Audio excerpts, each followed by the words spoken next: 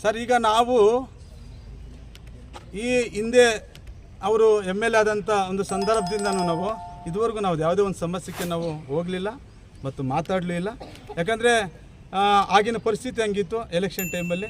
ಅದರಿಂದ ನಾವು ಸುಮ್ಮನೆ ಈಗ ಆತನ ಹತ್ರ ಹೋಗಿ ನಾವು ಇದು ಮಾಡೋದು ಬೇಡ, ಬೇರೆಯವ್ರು ಬೇರೆ ಥರ ನಮ್ಮನ್ನು ಅರ್ಥ ಮಾಡ್ಕೊಳ್ತಾರೆ. ಯಾಕಂದರೆ ನಮಗೂ ಒಂದು ಸ್ವಾಭಿಮಾನ ಇದೆ, ಅದನ್ನು ನಾವು ಸ್ವಾಭಿಮಾನ ಕಳ್ಕೊಳ್ಳೋಕ್ಕಾಗೋದಿಲ್ಲ. ಅದರಿಂದ ನಾವು ನಿಮಗೆ ಮತ ಹಾಕ್ಸಿಲ್ಲ, ನಿಮ್ಮ ಪರವಾಗಿ ನಿಂತ್ಕೊಂಡಿಲ್ಲ ಅಂತ ಹೇಳ್ಬಿಟ್ಟು ನಾವು ಕೆಲವೊಂದು ಲೀಡರ್ಸ್ ಹೋಗಿಲ್ಲ. ಬಟ್ ನಮ್ಮ ಜನಾಂಗ ಮಾತ್ರ 100% ಅವ್ರಿಗೆ ಓಟ್ ಹಾಕಿದ್ದಾರೆ, ಗೆಲ್ಲಿಸಿದ್ದಾರೆ. ಬಟ್ ನಾವು ಕೆಲವ್ರು ಹೋಗಿಲ್ಲ. ಅದರಿಂದ ನಾವು ಯಾವುದೇ ಸಮಸ್ಯೆಗೆ ಅವ್ರ ಹತ್ರ ನಾವು ಹೋಗಿಲ್ಲ, ಕೆಲಸ ಮಾಡಿ ಅಂತ ಹೋಗಿಲ್ಲ, ಕೇಳೂ ಇಲ್ಲ ಇದುವರೆಗೂ. ಆಯ್ತಲ್ವಾ? ಈಗ ನಮ್ಗೆ ಅವಕಾಶ ಬಂದಿದೆ. ಈಗ ನಮ್ಮ ಜನಾಂಗ ಸಮಸ್ಯೆ ಇದು, ನನ್ನ ಸಮಸ್ಯೆ ಅಲ್ಲ. ಅದರಿಂದ ಅವ್ರ ಜನಾಂಗದ ಪರವಾಗಿ ನಾನು ಈ ಸಮಾಜದ ಪರವಾಗಿ ನಾನು ಇಲ್ಲಿ ಬಂದಿದ್ದೀನಿ.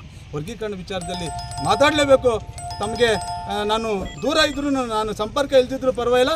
ಈ ಒಂದು ಸಮಸ್ಯೆ ನಂದಲ್ಲ, ನಮ್ಮ ಜನಾಂಗ ಸಮಸ್ಯೆ. ಅದರಿಂದ ನಾನು ಇವತ್ತು ನಿಮ್ಮ ಮನೆ ಹತ್ರ ಬಂದು ಇವತ್ತು ಧರಣಿ ಮಾಡ್ತಾಯಿದ್ವಿ. ದಯವಿಟ್ಟು ನಾನು ಈಗಲೂ ನಿಮ್ಗೆ ರಿಕ್ವೆಸ್ಟ್ ಮಾಡ್ತೀನಿ, ನೀವೇನಾದರೂ ಮಾಡಿ ಸಿದ್ದರಾಮಯ್ಯನ ಮನವೊಲಿಸಿ. ಯಾಕಂದರೆ ಬೇರೆಯವರೆಲ್ಲ ದಿಕ್ಕು ತಪ್ಪಿಸ್ತಾರೆ.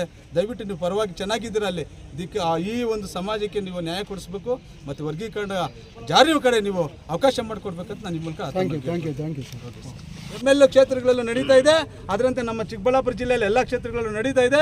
ಅದಂತೆ ನಾವು ಚಿಕ್ಕಬಳ್ಳಾಪುರದಲ್ಲಿ ಇವತ್ತು ಈ ಒಂದು ಕಾರ್ಯಕ್ರಮ ಹಮ್ಮಿಕೊಂಡಿದ್ದೀವಿ. ತಮಟೆ ಚಳವಳಿ ಕಾರ್ಯಕ್ರಮ ಅಂತ ತೀರ್ಮಾನ ಮಾಡಿತ್ತು. ನಾವು ಬೆಳಗ್ಗೆಯಿಂದ ತಮಟೆ ಚಳವಳಿ ಕಾರ್ಯಕ್ರಮ ಮಾಡ್ಕೊಂಡಿದ್ದೀವಿ. ಅದರಿಂದ ನಾವು ಅವರಲ್ಲಿ ಏನು ಅವ್ರು ನಾವು ಒತ್ತಾಯ ಮಾಡ್ತಾ ಇಲ್ಲ ಮತ್ತು ಅವ್ರನ್ನ ಅಲಿಗೇಷನ್ ಮಾಡ್ತಾ ಇಲ್ಲ. ದಯವಿಟ್ಟು ನಿಮಗೆ ಅರ್ಥ ಆಗಿದೆ ಇಲ್ಲಿ ಯಾರಿಗೆ ಅನ್ಯಾಯ ಆಗಿದೆ ಅಂತ ಹೇಳ್ಬಿಟ್ಟು. ಮತ್ತು ಜನಾಂಗ ಜಾಸ್ತಿ ಇದ್ದಾರೆ, ನಿಮ್ಗೆ ಓಟು ಸಹ ಜಾಸ್ತಿ ಹಾಕಿರೋದು ನಾವೇನೇನೆ. ಅದರಿಂದ ದಯವಿಟ್ಟು ನೀವು ಇದನ್ನು ಅರ್ಥ ಮಾಡ್ಕೊಂಡು ನೀವು ಈಗ ಸಿದ್ದರಾಮಯ್ಯ ಹತ್ರ ನೀವು ಕನ್ವಿನೆನ್ಸ್ ಮಾಡಿ. ಏನು ಮಾಡ್ತೀರೋ ಗೊತ್ತಿಲ್ಲ ನಮಗೆ. ಅಟ್ಲೀಸ್ಟ್ ನಮಗೆ ಒಂದು ಅವಕಾಶವನ್ನು ಏನು ಇದು ಸದಾಶಿವ ಆದೇಶಕ್ಕೆ ಅವಕಾಶ ಮಾಡಿಕೊಡ್ಬೇಕಂತ ನಮ್ಮಲ್ಲಿ ನಾನು ರಿಕ್ವೆಸ್ಟ್ ಮಾಡ್ತೇನೆ. ಸರ್, ಈಗ ಎಲ್ಲ ಕ್ಷೇತ್ರಗಳಲ್ಲೂ ನಡೀತಾ ಇದೆ. ಅದರಂತೆ ನಮ್ಮ ಚಿಕ್ಕಬಳ್ಳಾಪುರ ಜಿಲ್ಲೆಯಲ್ಲಿ ಎಲ್ಲ ಕ್ಷೇತ್ರಗಳಲ್ಲೂ ನಡೀತಾ ಇದೆ. ಅದಂತೆ ನಾವು ಚಿಕ್ಕಬಳ್ಳಾಪುರದಲ್ಲಿ ಇವತ್ತು ಈ ಒಂದು ಕಾರ್ಯಕ್ರಮ ಹಮ್ಮಿಕೊಂಡಿದ್ದೀವಿ.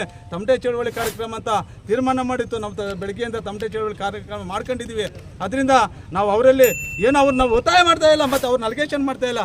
ದಯವಿಟ್ಟು ನಿಮಗೆ ಅರ್ಥ ಆಗಿದೆ ಇಲ್ಲಿ ಯಾರಿಗೆ ಅನ್ಯಾಯ ಆಗಿದೆ ಅಂತ ಹೇಳ್ಬಿಟ್ಟು. ಮತ್ತು ಜನಾಂಗ ಜಾಸ್ತಿ ಇದ್ದಾರೆ, ನಿಮ್ಗೆ ಓಟು ಸಹ ಜಾಸ್ತಿ ಹಾಕಿರೋದು ನಾವೇನೇನೆ. ಅದರಿಂದ ದಯವಿಟ್ಟು ನೀವು ಇದನ್ನು ಅರ್ಥ ಮಾಡ್ಕೊಂಡು ನೀವು ಈಗ ಸಿದ್ದರಾಮಯ್ಯ ಹತ್ರ ನೀವು ಕನ್ವಿನೆನ್ಸ್ ಮಾಡಿ. ಏನು ಮಾಡ್ತೀರೋ ಗೊತ್ತಿಲ್ಲ ನಮಗೆ. ಅಟ್ಲೀಸ್ಟ್ ನಮಗೆ ಒಂದು ಅವಕಾಶವನ್ನು ಏನು ಇದು ಸದಾಶಿವ ಆದೇಶಕ್ಕೆ ಅವಕಾಶ ಮಾಡಿಕೊಡ್ಬೇಕಂತ ನಮ್ಮಲ್ಲಿ ನಾನು ರಿಕ್ವೆಸ್ಟ್ ಮಾಡ್ತೇನೆ. ಸರ್, ಈಗ ವ್ಯವಸ್ಥೆ ಮಾಡಿಬಿಟ್ಟಿದ್ದಾರೆ. ಮತ್ತು ತೆಲಂಗಾಣ ಈಗ ನಾವು ಮಾಡ್ತೀವಿ ಅಂತ ಹೇಳ್ಬಿಟ್ಟು ಅಲ್ಲೊಂದು ಕಮಿಟಿನೇ ಮಾಡಿ ಅವರು ಡಿಸಿಷನ್. ಯಾಕಂದರೆ ಅಲ್ಲಿ ಆಂಧ್ರ ತೆಲಂಗಾಣ ಎರಡೂ ಸ್ಟೇಟು ಡಿವೈಡ್ ಆಗಿದ್ದಕ್ಕೋಸ್ಕರ ಒಂದೇ ಮಧ್ಯದ್ದು ಒಪ್ಕೊಂಡಿದ್ದೀವಿ. ಈಗ ಎರಡು ಇರೋದ್ರಿಂದ ಎಷ್ಟೆಷ್ಟು ಜನ ಏನೇನು ಅನ್ನೋದನ್ನು ನಮಗೆ ಇದು ಬೇಕಂತ ಹೇಳ್ಬಿಟ್ಟು ಇವತ್ತು ಅವರು ಆದೇಶ ಕೂಡ ಮಾಡಿದ್ದಾರೆ. ಆದರೆ ಕರ್ನಾಟಕದಲ್ಲಿ ಇವತ್ತು ಹೇಳ್ತಾರೆ ದತ್ತಾಂಶ ಇಲ್ಲ ಅಂತ ಹೇಳ್ತಾರೆ. ನೀವು ದತ್ತಾಂಶ ಇಲ್ಲ ಅಂತಿದ್ರೆ ನೀವು ಕೇಂದ್ರ ಸರ್ಕಾರಕ್ಕೆ ಶಿಫಾರಸು ಮಾಡೋಕ್ಕಾಗ್ತಾ ಇತ್ತಾ? ನೀವು ಅವತ್ತು ದತ್ತಾಂಶ ಅಡ್ಡ ಬರಲಿಲ್ವ ನಿಮಗೆ? ಇವತ್ತು ದತ್ತಾಂಶ ಅಂತ ಹೇಳ್ತೀರಾ ನೀವು. ಸದಾಶಿವ ಆಯೋಗ ವರದಿಯೆಲ್ಲ ದತ್ತಾಂಶ ಕೊಟ್ಟಿದ್ದಾರೆ. ಮತ್ತು 2011ರಲ್ಲೇನೆ ಏನು ಈಗ ಇದನ್ನು ಇದು ಮಾಡಿದ್ರು ಆವತ್ತು ಒಂದು ದತ್ತಾಂಶ ನಿಮಗೆ ಬಂದಿದೆ, ನಿಮ್ಮ ಹತ್ರ ಇದೆ. ಆದರೆ ನಮ್ಮ ದಿಕ್ಕು ತಪ್ಪಿಸೋದಕ್ಕೆ ಇವತ್ತು ಒಂದು ನಾಗಮೋಹನ್ ದಾಸನ ವರದಿ ಮಾಡಿ 3 ತಿಂಗಳಿಗೆ ನಾನು ಮಾಡ್ತೀನಿ ಅಂತ ಹೇಳ್ಬಿಟ್ಟು ಹೇಳ್ತೀರಾ. ಈಗಾಗಲೇ 1.5 ತಿಂಗಳಾಗಿದೆ. ನೀವು ಅದು ಇದುವರೆಗೂ ಒಂದು ಆಫೀಸ್ ಕೊಡಲಿಲ್ಲ, ಒಂದು ಚೇರ್ ಕೊಡಲಿಲ್ಲ, ಅದಕ್ಕೆ 10 ರೂಪಾಯಿ ಖರ್ಚು ಕೊಡಲಿಲ್ಲ. ಯಾವ ಥರ ಮಾಡ್ತಾನೆ ಅದನ್ನು? ಇದನ್ನು ನಮ್ಮನ್ನು ದಿಕ್ಕು ತಪ್ಪಿಸಿ ಇವತ್ತು ನೀವು ಏನು ಬೈ ಎಲೆಕ್ಷನ್ ಇತ್ತು ಅದನ್ನು ನೀವು ಗೆಲ್ಲೋದಕ್ಕೆ ನಮ್ಮ ಜನನ್ನ ನೀವೆಲ್ಲ ಮೋಸ ಮಾಡಿ ಅವ್ರನ್ನ ದಿಕ್ಕು ತಪ್ಪಿಸಿ ನೀವು ಕೆಲಸ ಮಾಡಿದ್ದೀರಾ.